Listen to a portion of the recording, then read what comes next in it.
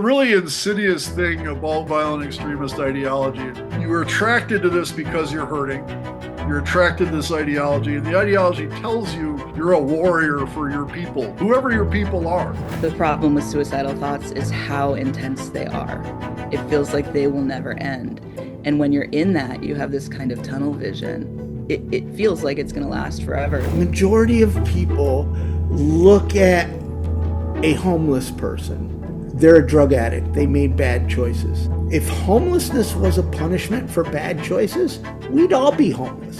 The women that are struggling, that gives the blowjob at $5, this for me is pure 100% exploitation. I stabbed my wife 3 times one night because she wouldn't let me finish my bottle of vodka. Still not thinking I had a drink problem. Ultimately, 1 in 2 Americans will experience family estrangement. So that's 50% of the population. To be completely honest with you, I am a refugee, but I'm not just a refugee. Because I am George. I'm not George with Down syndrome or Down George, because that's not me. Welcome to Purposeful Empathy, a show that is dedicated to amplifying the voices of people from across the globe who understand the world needs more empathy and are doing something about it. This season will inspire you to empathize with people who are regularly marginalized and misunderstood. You won't want to miss a single episode, so hit the subscribe button now. Thanks for watching and enjoy the show. Well, the really insidious thing about white nationalism, and this is true for every violent extremist ideology, it's not exclusive to white nationalism. And I know this, having worked the past 15 years internationally in counter-violent extremism and dealt with every single violent extremist ideology you can imagine. But the very simple breakdown of it is you are attracted to this because you're hurting. You're attracted to this ideology, and the ideology tells you you're actually you're very special, and we need you. You're a warrior for your people, whoever your people are, whether it's the white race or it's the Ummah or it's all the oppressed people of the world, however you want to cast it.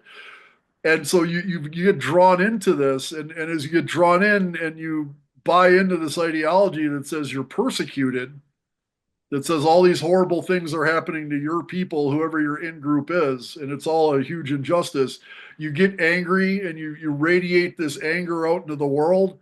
And the world we live in is a system. It responds to inputs and provides outputs according to what kind of input you give it. Welcome to a new episode of Purposeful Empathy. Today I'm joined by Arno Michaelis, an author, filmmaker, speaker, and activist whose remarkable journey from hate to healing serves as a powerful testament to personal transformation. In the late 80s and early 90s, Arno served as a leader of a neo-Nazi organization. He was also the lead singer of Centurion, a hate metal band. At the age of 24, his daughter was born, and that's when he realized that if he didn't radically reorient his life, he'd wind up dead or in prison. So after 7 years as a violent skinhead, he walked away from that life, a journey he recounts in his memoir, My Life After Hate. Arno now dedicates his life to combating hate. As an interventionist with Parents for Peace, he helps people abandon violent extremist ideologies and supports their families while doing so. He co-founded Serve to Unite, an organization that engages people of all backgrounds to value our common humanity and co-create inclusive communities. His latest film project, Refuge, an award-winning feature-length film, now available across different streaming platforms, is out. And this season, I am shining a spotlight on people who often feel marginalized and misunderstood. Through each conversation, my goal is to better understand different lived experiences in order to widen our circle of empathy. Given his profound journey of transformation and commitment to healing, I've invited Arno to share his insights on how to break the cycle of hate and support individuals seeking to leave extremist ideologies behind. Welcome to the show, Arno. Thanks, Anita. It's my pleasure. I was just saying before I hit record that I came across you through a video that at the time of this taping has been seen 2 million times in less than a month. I'll make sure to include it in the show notes. And so I guess the point the place to start would be for people to get to know you a little bit better. So I know it's a story you've told, but let's do it again so that people get a sense of who you were before you are today. Can you take us back to those 7 years of hate? Sure. It really goes back to my childhood, which was one that wouldn't have seemed to be at risk of violent extremist ideology. I grew up in a nice house in a nice neighborhood. My parents were together. They loved me very much. I never went hungry. I never took a beating. And now that I've had the good fortune to travel literally around the world, I understand that there are likely billions of children on this planet who would feel like they won the lottery if they swapped childhoods with me. But in my case, underneath this facade of normalcy, there was a lot of dysfunction in the household. A lot of it had to do with my dad's alcoholism. When I say that, a lot of times people think, well, dad was an alcoholic, he was abusive, but my dad wasn't a mean drunk. He was a fun drunk. And what that meant was when dad was drunk, we were going to light off fireworks in the backyard and shoot guns in the basement, which was a lot of fun for me and my little brother, but it was not fun for my mom, who at times was working two jobs to keep the lights on and the bills paid in our nice house in a nice neighborhood. We were really living beyond our means, and the bulk of the financial pressure fell on my mom's shoulders. And so I grew up seeing my mother suffer under these circumstances. Her relationship with my dad sucked. They fought all the time, usually about financial issues. And rather than being a good kid and being like, hey, mom, I love you, how can I help? I just started to distance myself from my mom and from my dad, who, despite his disease, really loved me very much and was doing the best he could. And as I distanced myself from the people who loved me, it made my suffering worse. And I started transferring that suffering to other people. I started out as a bully on the school bus as early as kindergarten. I got a kick out of it, which quickly became an addiction. And my antisocial behavior kept ramping up as I grew older. I'm an alcoholic myself. I started drinking when I was 14 years old. And the first time I drank, I probably had 3, 4 beers and I passed out. But at the time I quit drinking 20 years later, I could drink 18 beers in an evening and still function the next day. And I mention that because it illustrates the nature of substance abuse. Like, the amount of substance that gets you high that first time doesn't get you high 10 times later. So you need to keep escalating the intake of the substance in order to catch the same kind of buzz. And my antisocial behavior as a kid was very much like that. I got bored of just being a bully by myself on the school bus, so I got a bunch of other kids on the bus to beat up some kid. It was always chasing this thrill, which was never enough, and that led me from being a bully on the school bus to breaking and entering to vandalism, fights in the schoolyard. Fast forward to 14, I started drinking myself. I got in the punk rock scene, which I still love. I don't want to ever make it sound like punk is some kind of gateway drug to becoming a white power skinhead. But in my case, punk was just about breaking things and pissing people off and lashing out at society. And nothing pisses people off like a swastika. And that's what initially drew me into white nationalism, was just that it was so shocking and repulsive to civil society. I'm trying to rewind to you on a bus as a, I don't know, 7, 8 year old. You said elementary school. I can appreciate that there's an addictive quality to getting worse and worse as the payoff. You have to be even more brutal the next time around for the same payoff. But like, what was it that drew you to be a bully in the first place? A lot of what I do now, and I need to specify, like, I don't have any letters after my name. I have 3 failed attempts at college degrees, but I hang out with a lot of people who have letters after their name, and I get a little bit of mental health chops from them. And a lot of what I do, as far as my storytelling is concerned, is like Monday morning psychoanalysis. I'm looking back on my childhood and trying to figure out why did I do this? Why was I a bully in the first place? And the one thing I can put my finger on that keeps coming up is that when I was, from my earliest memories, all the adults in my life, my mom, my dad, my immediate family, teachers, principals, were all like fawning over me. They're like, he's so wonderful, he's so gifted, what a special, wonderful little boy. And there's not necessarily anything wrong with that. But looking back, my take on this is that while all these people were telling me how wonderful and gifted I was, inside I was hurting and I didn't know how to process that. And I couldn't really understand or explain what was going on. So instead of like running with the wonderful, as ideally I would have, I went against it. I was like, I'm not wonderful. And if you don't believe me, watch what I do to this kid on the bus. Watch what I do to this classroom. Watch what I do to the society. And that's what I believe was the kind of point where things really went wrong, was my inability to process the suffering I was going through, and also the my inability to gracefully handle all this praise I was getting as a child. So, as you were getting into trouble, I imagine the teachers were starting to get worried about you. Your parents must have started to get frustrated. Did that just amplify the, yeah, F you, you want more? Like, what happened there? It really did. Like that was part of the addiction, was seeing adults tearing their hair out, going, "What the hell's wrong with this kid? He's so smart. Like, why is he acting like this?" And I just kind of took that and ran with it. There's the classic argument of nature versus nurture. And I think the answer to that argument is, well, it's a combination of both in pretty much all cases. And it certainly was for me. And the things that I was dealing with in my environment as I grew up, the nurture part of it was definitely a factor, but so was the nature as well. I've always been really rowdy. I've always been an adrenaline junkie, as many children of addicts are. I'm Arno Michaelis the fourth. And all the Arnos before me were alcoholics. There was a lot of alcoholism on my mom's side of the family.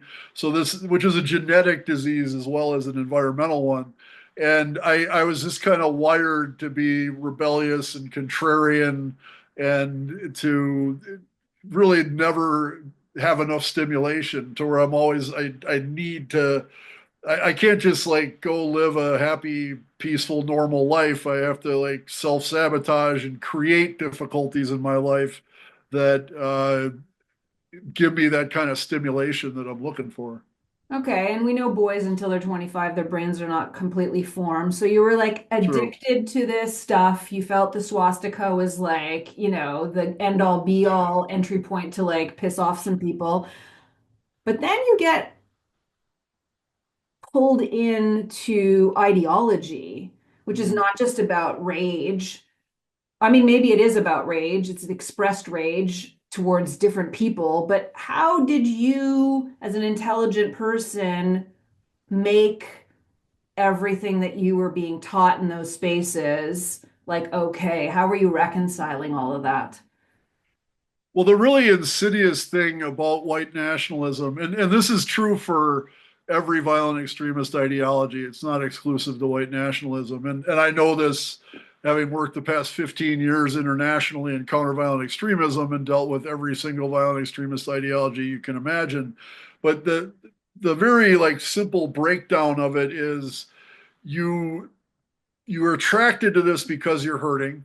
You're attracted to this ideology, and the ideology tells you you're actually you're very special, and we need you. You're a warrior for your people, whoever your people are, whether it's the white race or it's the Ummah or it's all the oppressed people of the world, however you want to cast it.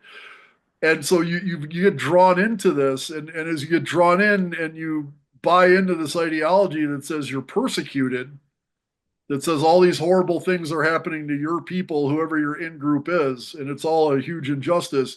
You get angry and you radiate this anger out into the world. And the world we live in is a system. It responds to inputs and provides outputs according to what kind of input you give it. So here, me and all my friends are radiating hate and violence into the world. The world reflects it back to us. So within 6 months of starting this gang, my best friend, who started the gang with me and played guitar in our band, went to prison for shooting a kid that came to do a drive-by at our house. And then within a year, another really close friend of mine was shot and killed in a street fight as he was out practicing hate and violence as I had taught him to do. And rather than take these misfortunes that we brought upon ourselves as a wake up call, per the ideology, these misfortunes are actually validation of all this persecution. It wasn't my buddy's fault for going out and picking the fight that ended up with him getting shot. It was the Jews' fault for bringing all the non-white people here. It's like the ideology is very paranoid and it has an answer for everything. And what the end result of this is you find your life literally spiraling down a toilet, and you're the one flushing it. You're the one digging the hole because the ideology is all based on fear and blame, and you get habituated to practicing fear and blame as a response to everything that happens in your life, which in this case is a lot of misfortune that you actually brought upon yourself.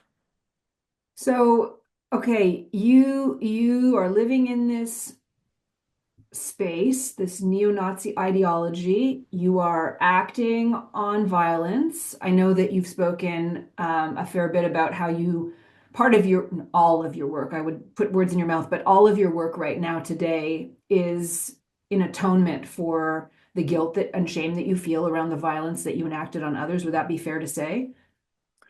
I would say it's a means to reconcile the harm that I've done. There certainly was a lot of guilt at the beginning. I've now, and it's a process. It's not like I've reached some pinnacle and then I'm done doing the work. It's an ongoing process of understanding that really looking back, when I first started looking back, I felt very guilty and I felt horrible for all the bad things I've done, and I still do. It's not that I've absolved myself of that, but now that I've looked back with openness and with honesty, and I have done a lot of work on myself, and I have a meditation practice, and I have a job where I help people along this same journey. I see that going back to that little kid who said, "I'm not wonderful, I'm horrible." That's really where it all started. It was a self-hatred. It was a refusal to even acknowledge my potential and the good things that all these people saw in me, and instead like a capitulation to this negative self-image of being like, no, I'm public enemy number one, and I'm going to show you why. So it's that doesn't mean that all the harm I did is okay because I hated myself, but it does mean that guilt isn't necessarily the right response to it. What actually I think is the right response is self-forgiveness, which again doesn't mean everything I did is fine and we're all good now. It just means that I was a broken child who failed in all sorts of ways, and that's what led me to where I ended up as, rather than like I was somehow born pure evil. I don't believe anyone was ever born pure evil. Everyone from if you could think of the most heinous acts a human being could commit, the perpetrators of those crimes were at one point an innocent child, as beautiful and full of potential as anyone else. And for whatever reason, nature and nurture, so things went wrong along the way. And that context of self-forgiveness helps me keep that front and center. And the main reason I need to keep that front and center is because if I'm working with somebody nowadays and trying to help them get on a healthier path, that becomes a real asset, in the sense that I'm working on this journey with them rather than preaching from the top of some mountain about how enlightened I am and telling them to follow me. Like it's a big deal to walk with someone rather than to direct someone. Yeah, and that picture of you as a broken child, I'm using your words, I have empathy for, and I have empathy for the boys that are being sucked into these like incel algorithms. I just finished watching, I'm sure other people may have heard of this 4-part series on Netflix called Adolescence, right? And just, the Andrew Tates of the world and all the podcasts that just, like all of the junk and funk on social media must make it so much harder. I'm thinking of you, you were angry and found your path. But what if you're alone in your basement and, just constantly consuming this? Like your neurons are firing differently as a result of just the volume of content that you're now able to take in. So what do you want to say about all of that? Well, that's a really astute observation. And it's important to understand there's a huge, huge difference in that when I was 16 years old, it was 1987, and it was pre-internet. And nowadays, again, also looking at this from a lens of addiction, I think is a really good way to explain it and speak to this point.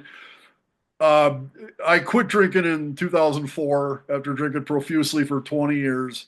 So I'm very familiar with addiction because I'm an alcoholic. I before I quit drinking, literally around 3 p.m. every day, my mouth would start to water for beer. Like I had a physical craving for it. But when I was an alcoholic, like I had to go to the store and get the beer. Now it's beer is legal. It's not hard to get, and I had a good job, so I had money. Those things were satisfied. But say you're addicted to crack cocaine, you spend all of your day trying to get money to go buy your crack.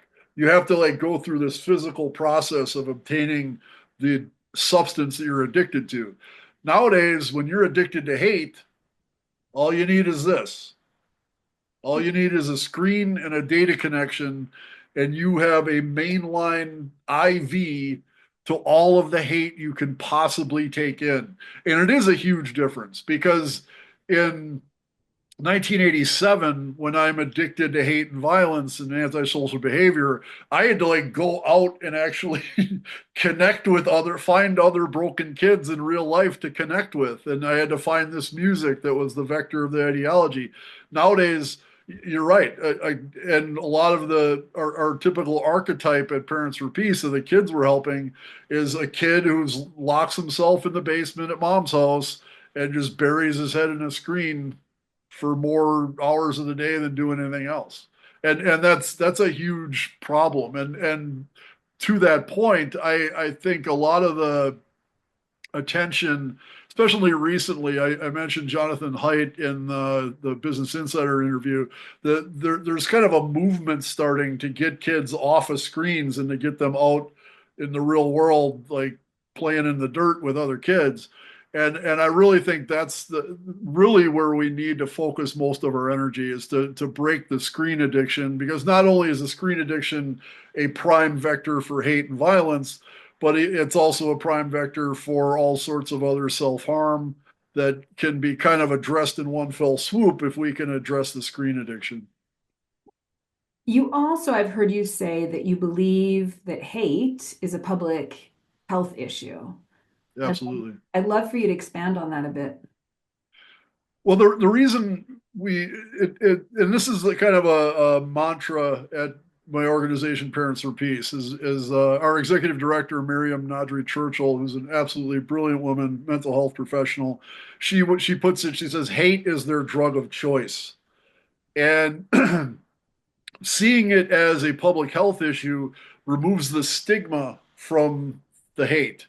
And there's many other examples of this in human history where this paradigm has shifted. I'm an alcoholic. 100 years ago, if you're an alcoholic, like nobody gave a rat's ass. They'd be like, yeah, he's a pathetic drunk. Let him pass out in the gutter and die. Throw him in the drunk tank and set him loose the next day. That was all that there was for someone who's an alcoholic. Today, fortunately, we understand alcoholism is a disease. It can be treated, and there's a recovery process for it. So the paradigm shifted from alcoholism being a really nasty stigma to now it's a disease that can be treated. And I think we are much better off as far as alcoholism and other substance abuse issues are nowadays, looking at them through that recovery and addiction lens rather than just shunning them. There's also the great example of AIDS, HIV. When that disease first came about, it was highly stigmatized, and people who had it were seen to be experiencing some kind of divine retribution for their sins, and it was really, really nasty. But fortunately, today we see HIV as a public health issue. It's been destigmatized, it's been depoliticized, and now we're serious about treating it, and we made a lot of advances in doing so. If we could do the same thing for hate and violent extremist ideology, I it's not even a matter of if, it's like we really need to do that. Otherwise, I think it's going to consume us as a society. But if we can remove that stigma and depoliticize the issue of violent extremism, we're going to be much more successful in treating it and helping people get out of it and preventing people from getting into it in the first place. What we've been seeing over the past 10, 20 years is that violent extremism gets highly politicized. So if you're talking to someone on the far right, all violent extremists are brown Muslims. And anyone else is just sort of some kind of aberration. If you go the opposite direction in the spectrum, you go to the far left, all violent extremism are neo-Nazis, and any brown or black people committing violence are just resisting oppression. So both of those attitudes are equally destructive and equally unhealthy for our society, and that they excuse, they validate, they also run cover for whatever form of violent extremism they're not paying attention to. So if we could depoliticize all that and say, hey, this is something that all people are susceptible to falling under the influence of, and it's certainly something that all people can be in danger of.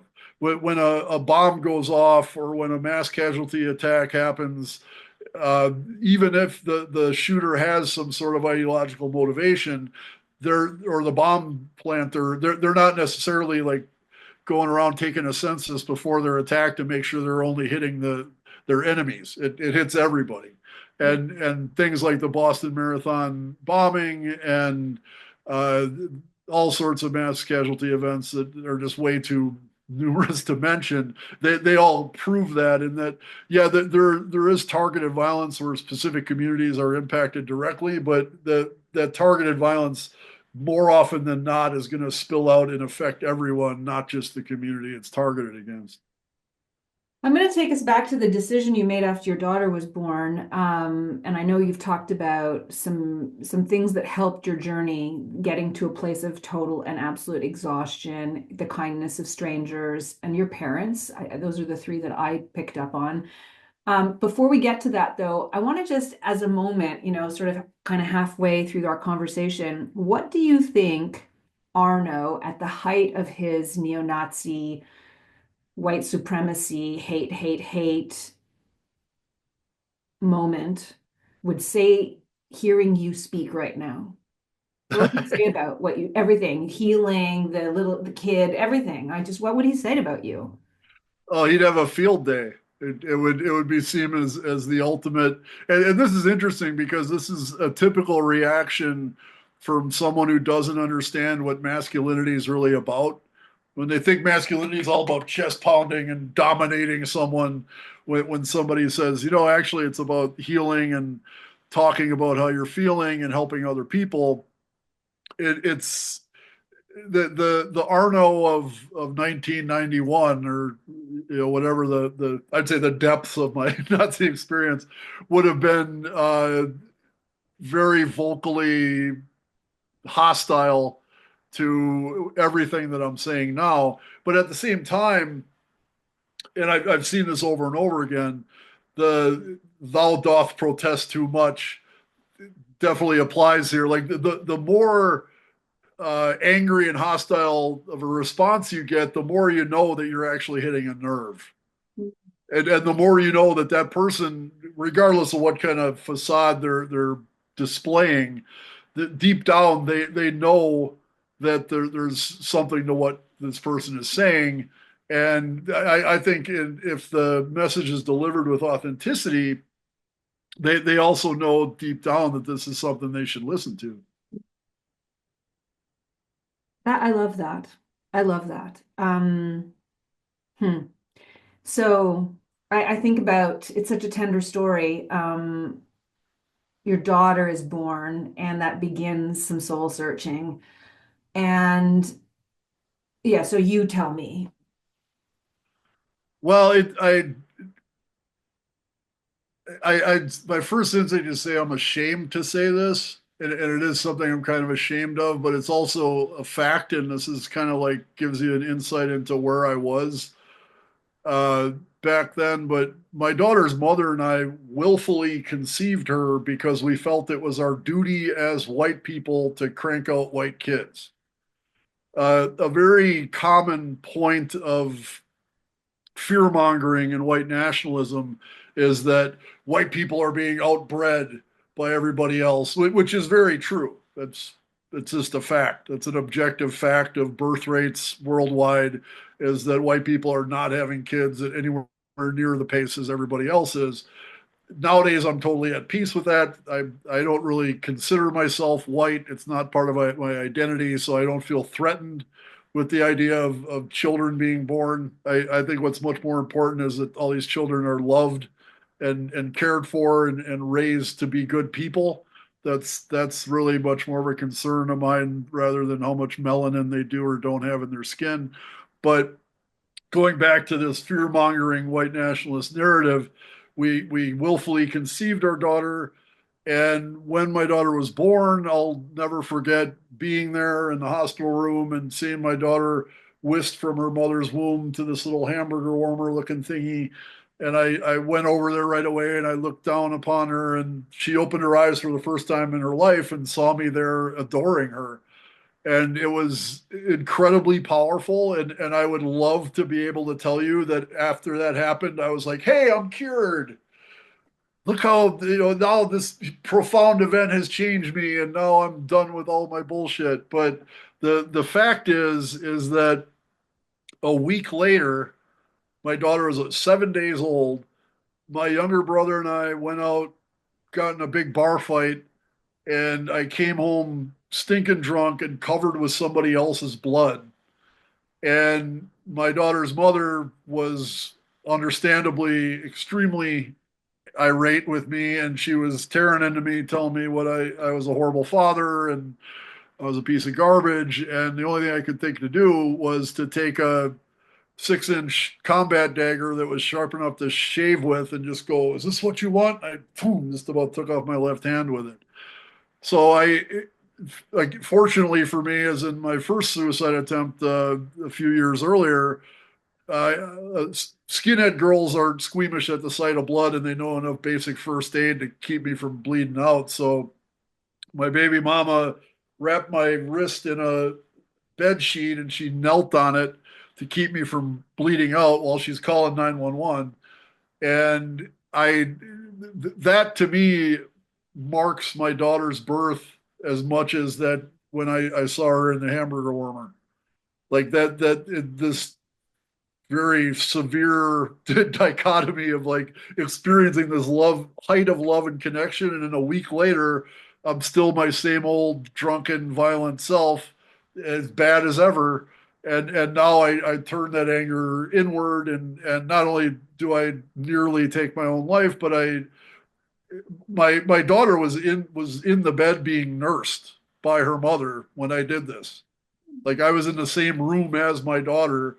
I think it was probably likely that my blood got on my week-old daughter when I tried to kill myself. So my daughter hit me in all sorts of ways and changed me in all sorts of ways. It really wasn't until a little later on in her life, and I'm ashamed to say this, but I know I'm not the only guy to say this. But when there's an infant, and you're kind of just like, what is this thing? You're like, you don't necessarily have the same kind of instant bond that a mother would with it. But once my daughter got to be like a year old, 18 months old, and she's crawling around and she's doing funny things and she's got this little personality, like I have an entirely different connection with her. And it was then that her mother and I broke up. Go figure. I was surprised she made it that long. I put her through hell. But I was then in a position where I was raising my daughter by myself. And a couple months after that, after a concert my band had played, a second friend of mine was shot and killed in a street fight. And by that point, I had forgot how many friends had been incarcerated. So it hit me then that if I didn't change my ways, death or prison was going to take me from my daughter.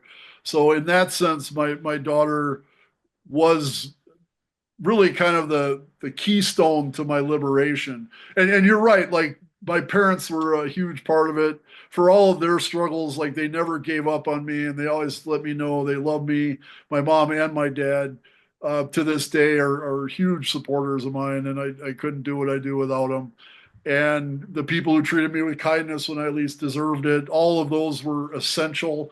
I think if any one of those items and experiences may have been missing, that second murder could have driven me further into the movement. But I really believe that my daughter was the keystone, and with her in my life, it really inspired me to make the right decision back then. But then so I understand the sort of a defining motivation around I want to be there for my daughter. And now that you have a closer bond to her, she's, crawling and walking and falling over and laughing and talking and is a life, like this little creature friend. But then I imagine that you're struggling with, like, it's your identity is fully enwrapped in this, right? Like there's cohesion around your belief system and who you show up in the world. And if you're going to make any change, it's going to collapse who you think you are. Not to mention that you're going to have to go through the process of healing and self-compassion. And that's hard work. So like to make this decision, you are looking up at this like huge epic mountain to climb, probably not even knowing how high you have to actually go. Right. So like, what was it? I mean, I get the daughter thing, but like, how were you able to say goodbye to friends, to disconnect, and how were you able to unprogram yourself? Like I'm imagining like you just had a belief system and all of a sudden that changed. Like what happened? It was imposing, and I often point this out. Like in the movement, as we called it, I was a big deal.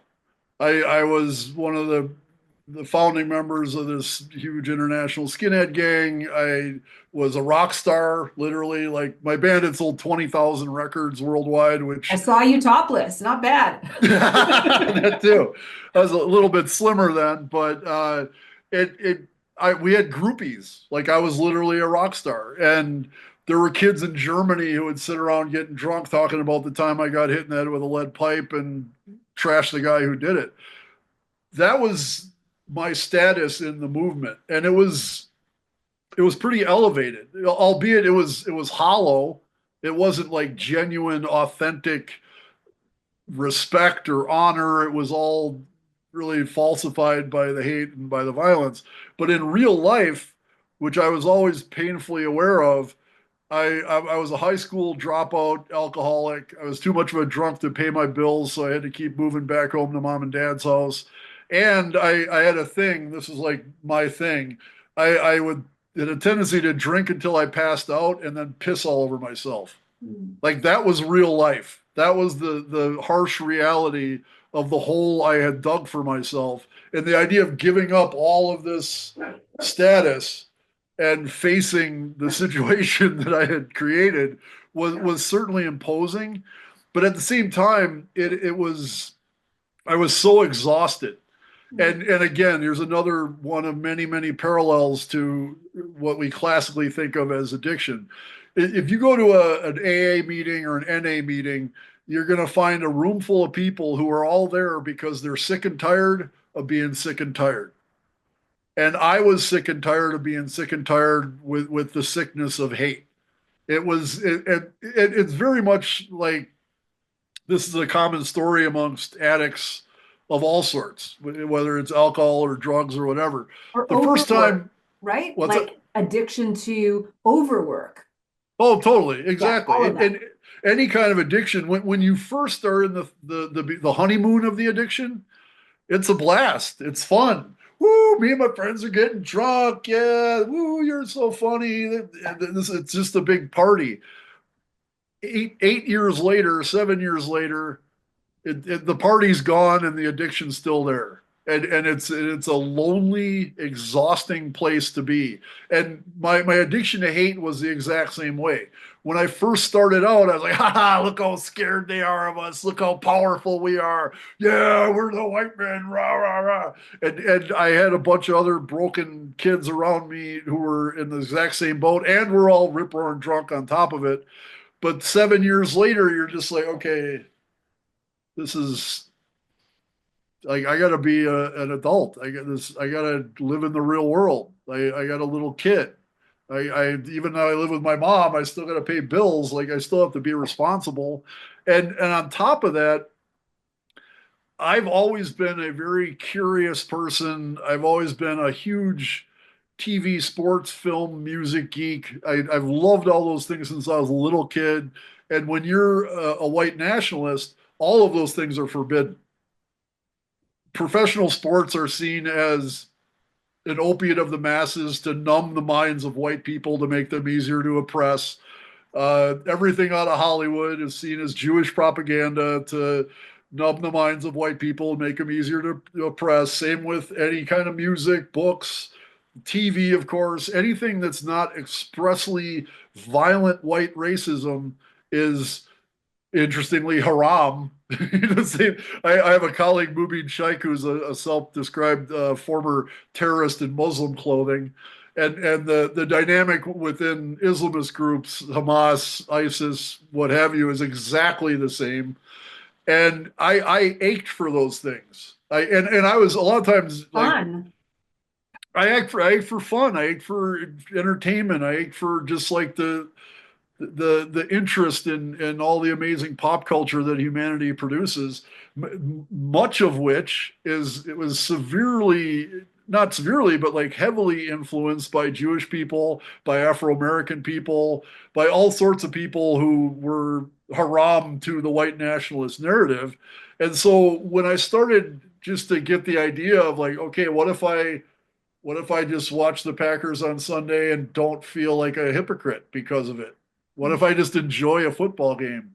What if I can like listen to the Beastie Boys again or watch Seinfeld and really enjoy it instead of like feeling like I'm a traitor to my people for loving this quintessentially Jewish show?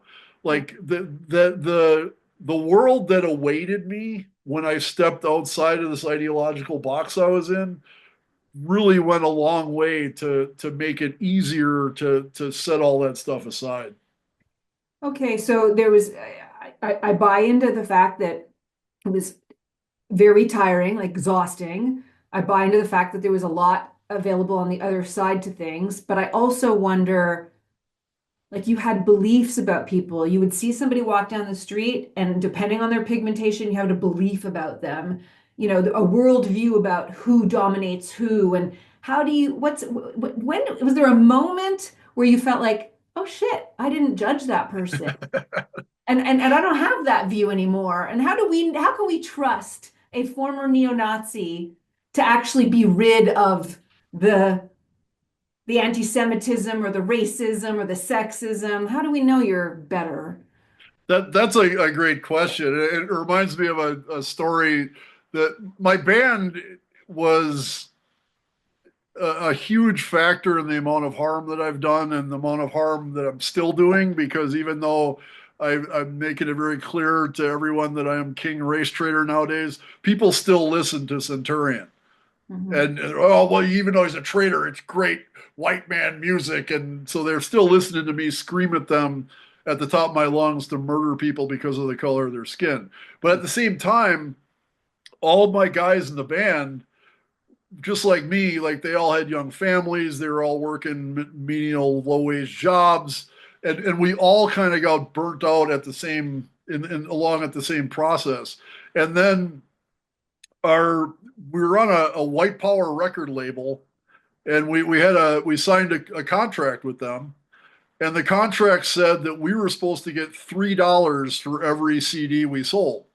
So when we got the sales numbers that we had sold 20,000 CDs, I got on the phone with our record company guy, and I'm like, hey man, you know, when do we get our 60 grand? Like we're stoked about this. And 60 grand divided amongst 5 guys at the time, that would have been like winning the lottery. Like I had rarely seen more than a couple $100 at a time in my life. So this idea of having thousands of dollars, and so when we earned it, like we made this music and the music was good. That's why people bought it. And the record company guy goes, "What are you guys, a bunch of Jews? We need that money to put more records out and to fund the movement, and you're trying to like get it from us." And I was just like, I can't believe if I could have crawled through the phone and strangled the dude, I would have. But I that was a huge blow to us, a disillusion in the movement. And after that, we renamed the band Lycanthrope, and we cut a new demo that was like just your typical violent, hateful, but not racist death metal. And we had aspirations of being like a C-level metal band.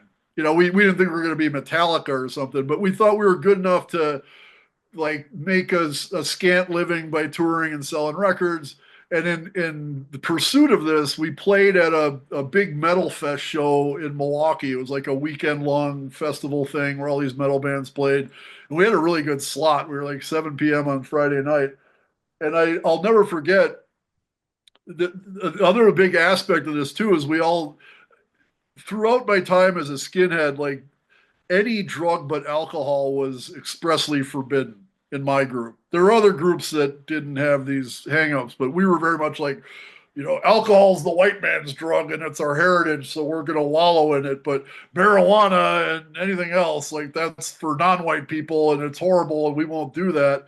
Well, right about the time the record company screwed us, my bandmates had revealed to me that they had been smoking pot all along, like throughout the whole time we were in this band. And they like invited me to come smoke pot with them again. And I'm like, okay, sure, why not? And so I started smoking pot again, and that like really mellowed me out.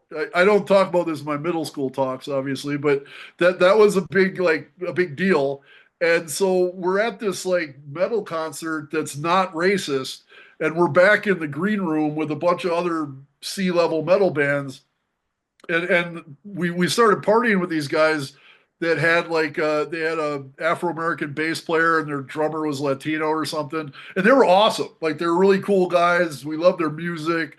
They loved our music, and we're sitting back there being rock stars with them. We're wallowing in beer. We're passing joints around. There's girls, and I at the same time I'm getting the joint passed to me from the Latino guy, and I take it, and as I take this joint and I look at the guy who passed it to me, I looked at my guys in the band like, are we really doing this? They're just like, yeah, sure we are. And I'm like, okay, cool. So we just like cast off all of our racist baggage at that moment because it was so much more fun to not be bound by it. It was an amazing feeling of freedom to be like, hey, we can party with whoever we want to party with. We can talk to whoever we want to talk with. And not just me, but all the guys in my band were on the exact same page with that. They're like, this is cool, to hell with the movement. We're done. And that was really like the beginning of the end. It was then, and it was just a couple months later that shooting happened. And we were still playing as Centurion, and so we played the Centurion show, and it was after that shooting that I was like, okay, that's the excuse I've been looking for, and now I'm done.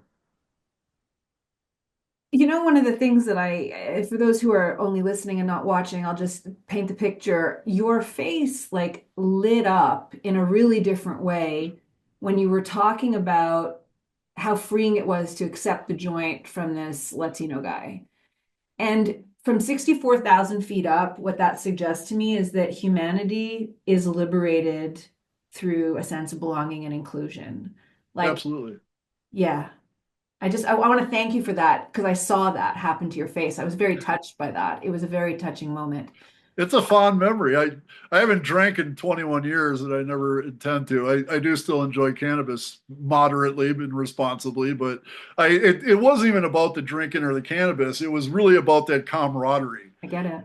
It was like we're all into metal. We all love this music. We all make this music. We're pretty good at it, and I don't care how much melanin you do or don't got in your skin. Like it's not about that. It's about the music. And I'm so scared because we're running out of time and I still have so many questions. But I will ask this because this is a podcast about empathy. I would love to know how parents can speak with empathy to their kids if they see their kids going down a path of hate, or what a friend could do, or a girlfriend or a boyfriend. What's some messaging that could be helpful? Because you got lucky, I think, that you were able I'm very lucky. Yeah. I was very lucky, mostly for my parents. My parents are, again, despite all the struggles they've been through, they're wonderful people, and I see that driven home on a regular basis as I work for Parents for Peace, and I work with kids whose parents aren't in as good of a place as mine were, and it makes it really difficult. I One of my first pieces of advice is, and this is not just for violent extremism, but it's also for just your average political disagreement about whatever. Whenever people are talking about an ideology or they're talking about politics, they're typically going to be talking about some big macro issues that don't necessarily have bearing on their day-to-day life. And so I would just try to guide the conversation from the macro issues to the personal issues. If somebody's uh, super dialed in about trade with China or whatever, that like try to, rather than debating the idea of trade with China with them, try to extract for them, why is that so important to you personally? Like, did this affect your job? Do you export things to China? Do you import things from China? Like, what personal connection do you have with this issue? And try to get them talking about it from that place, because that way they're talking about themselves. They're talking about their firsthand experience rather than some clickbait they came across in the backwaters of the internet. And I think when you get someone talking about themselves, you can pull on that string and find the trauma they've been through as a kid. If somebody's, again, listening to my story, is like, well, this is what happened when I was a kid. That's where it all came from. What the intention is, we need to get everyone to kind of go through that same kind of reckoning and see what dynamics in their life led them to find these ideologies attractive. Yeah. And when you can get them talking about that, then you want to stay there.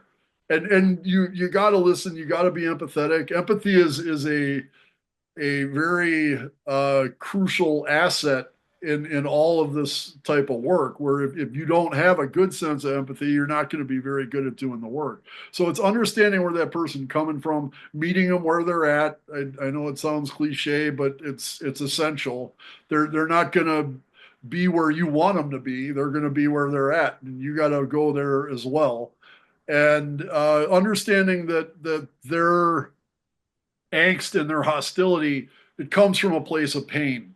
I have a 4-word truth that I subscribe to every day, and that's simply that hurt people hurt people.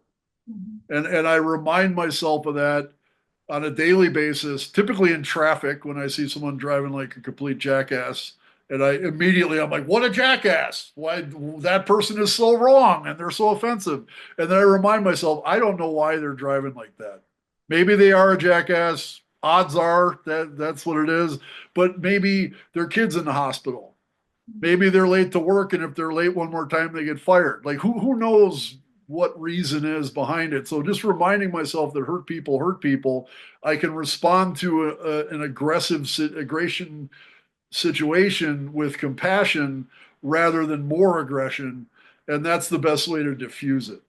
Yeah, I appreciate that you've said that words like compassion and empathy are like weapons, and if we wield them Absolutely to change the world. I think it's so upsetting to me to see leaders with real power fanning the flames of hate, though. That really upsets me. Yeah. It is, but I also think in the grand scheme of things, I believe that so media and government are two very standard places to direct our ire as people. The media does this, the government does that, and they are both very powerful entities. But I really believe that the media and the government are really just like cosmic mirrors that kind of reflect our social consciousness as a society, uh, more so than like some foreign entity that's coming in to control us. And honestly, since the age of social media, this has been proven. Like there was a time pre-internet when CNN would be like, well, you know, they'd have a meeting and a bunch of guys and maybe a couple women or two, and what are we going to cover? Where should we send our cameras? What's news today? And nowadays they just follow social media. They follow a hashtag. Oh, this is news. This is where, so like we're literally telling the media what we want to see, and the media just gives it to us. And the government works in the same way. So if we want to truly change things, we need to, first of all, start inward. And without having a genuine sense of inner peace, we have no chance of creating outer peace around us. So from that place of inner peace, we just kind of keep growing it outward. And it's not the best answer because it's not, sure doesn't, you know, it's not instant. It's not a silver bullet, but I think that's where the truth lies, is that we need to really change our own consciousness and change our consciousness as a society if we want better media and better government. Oh, hallelujah. I think that is such an important takeaway from this conversation. I mean, so many systems, though, make it difficult for us to get out of the toxic sludge.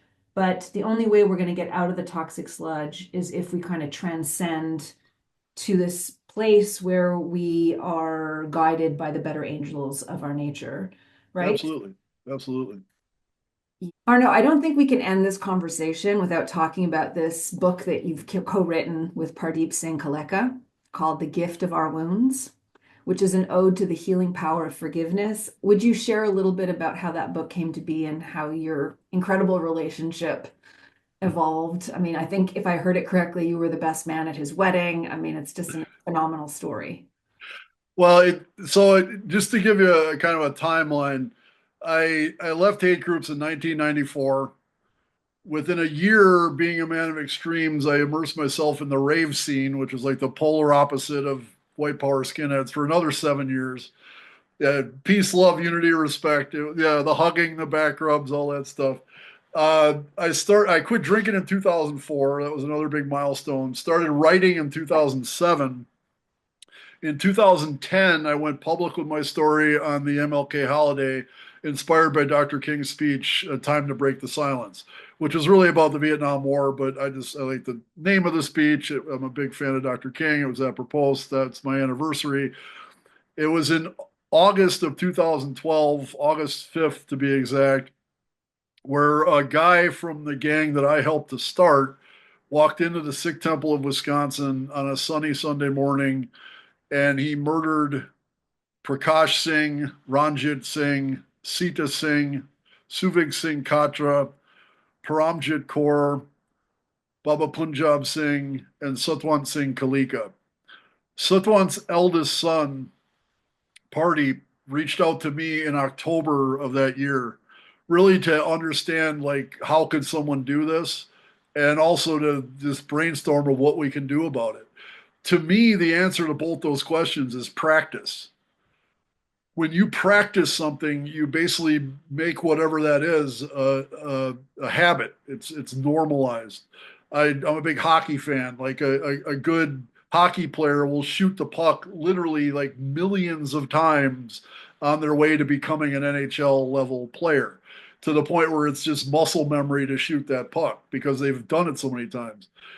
We usually think of practice in things like that we practice intentionally, a sport, music, art, but we also practice things inadvertently. I use the example of the guy driving on the way to work, he's got a 30-minute commute, and every morning he listens to a radio station that's very angry, and they're blaming everything on this group of person or that group of people. And when you do that, you're practicing that anger. You're practicing the blame. You're not necessarily waking up in the morning and being like, okay, time to go practice anger and blame. But when you find yourself doing that every day, that repetition normalizes those things in your life. So when we think about Wade Page, the man who murdered Pardeep's father and 6 other people before taking his own life, he had been practicing hate and violence for 14 years leading up to August 5th, 2012. And that's what made him so miserable that nothing but homicide followed by suicide seemed to make sense. When hate and violence are normal to you, things like love and tenderness and gentleness and compassion and kindness and humor and all the things that really make human life worth living, those things are not only foreign to you, they're repulsive to you. You're repulsed by the idea of someone loving you. You're repulsed by the idea of someone being nice to you because you're so normalized into hate and violence. And I believe that's what made Page so miserable that he reached the depths where he thought that attack made sense. And conversely, my life was changed by people who treated me with kindness when I least deserved it, but when I needed it most. And I honestly believe that had the right act of kindness happened at the right time in Wade Page's life, it could have diverted him from where he ended up. And we don't know who the next suffering person out there on the verge of harming themselves or someone else. We don't know who they are. We don't know where they are. But we do know that the more of us who practice kindness, practice compassion, practice forgiveness, and make those things normal in our lives. And this kind of comes from like creating your own inner peace and then projecting it outward. The more of us who practice those things diligently, and the more we kind of inundate our society with these healing, positive aspects of the human experience, the greater the likelihood that that next person on the verge of hurting someone is reached. And so Pardeep and I met for dinner. We discussed that. That was in October of 2012. We've been dear friends ever since. We just had a talk we did at Gettysburg College in Pennsylvania. We got another one coming up here in Wisconsin this week. We've done talks all over the world. And Pardeep will always be a part of my life going forward. And I'm a part of his life as well. Oh no, never would I have predicted that the perfect soundbite for my show and everything I stand for would have come from a former neo-Nazi, Like, that's how life can do things for us. Okay, last question. And you've kind of already leaned into this. So thank you so much for this time together and the extraordinary work you're doing. I'm really, there's a French word ému, which doesn't translate quite perfectly into English, but it's like I'm touched, but it's touched at 10x, okay? Right on. Can you think of a specific time in your life? I know there are many, but I wonder if you could maybe think of one where you were on the receiving end of empathy and what that meant for you.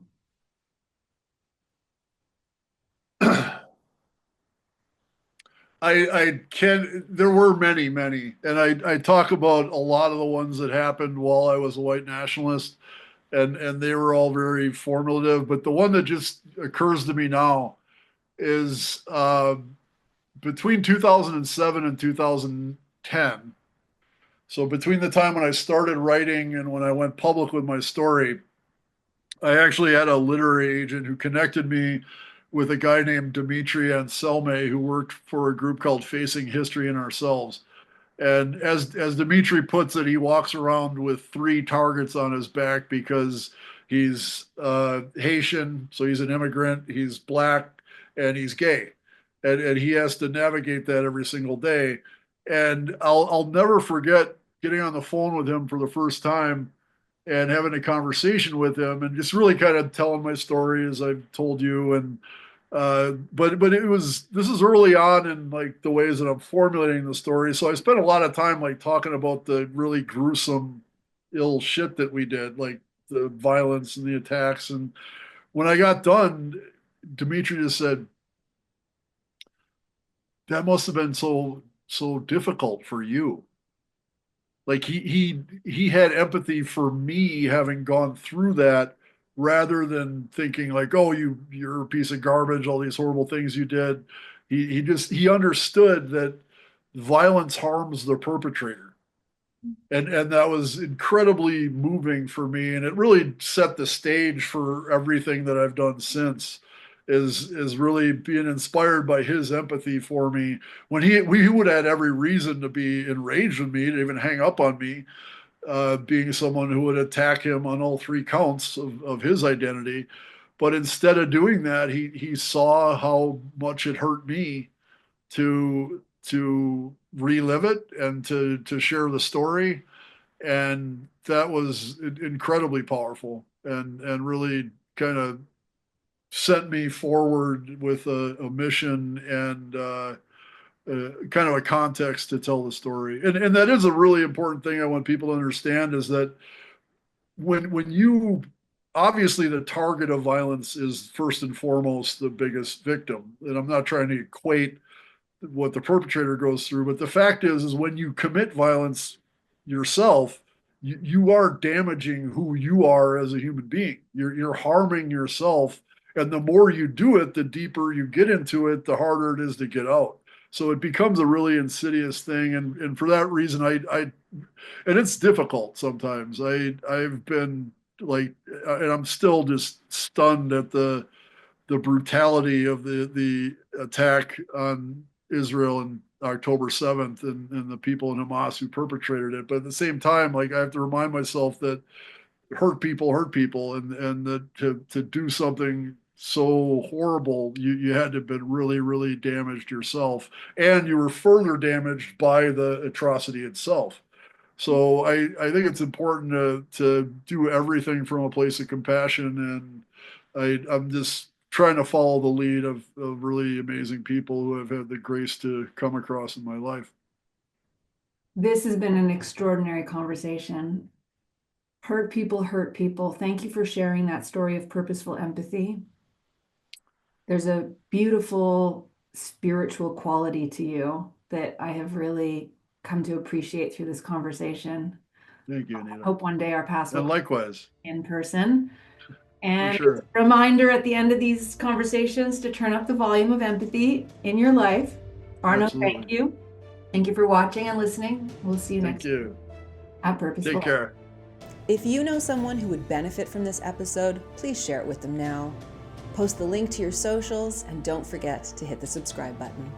The world needs more empathy, and you have an important role to play.